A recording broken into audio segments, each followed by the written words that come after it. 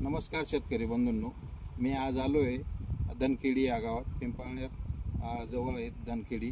आपण शेतकऱ्यांना धनरूप seeds private limited कंपनीचा चायना गोल्ड हा कांदे बियाणे दिलं होतं. तर त्या कांदे बियाण्याविषयी आपण शेतकऱ्यांकडून माहिती घेऊ. नमस्कार बाबा, तुमचं नाव काय?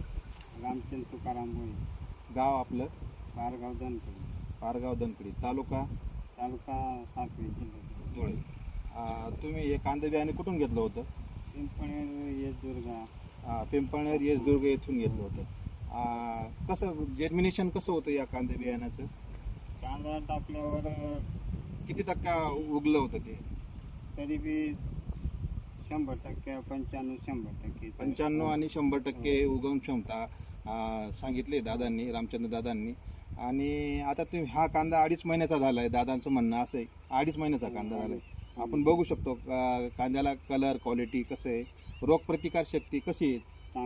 चांगली आहे. आपण बघू शकतो रोगप्रतिकार शक्ती चांगली आहे. आणि आपण शेतकऱ्यांना काय सांगू इच्छिता की हे कांद्या बियाण्याविषयी कसं आहे? कांदा बियाणं एकदम व्यवस्थित आहे. टाकल्यावर म्हणजे बियाणं फुकल्यावर आहे ना, एक एक दाना उगतो असं त्यांचं म्हणणं आहे. आणि आज बघू शकतो आपण क्वालिटी कशी आहे. तर सगळ्यात शेवटी मी तुम्हाला शेतकऱ्यांना हेच सांगतो की धनरूप सीड्स कंपनीचं कांदा बियाणं हे सगळ्यांनी वापरावे असं शेतकऱ्यांचं म्हणणं आहे.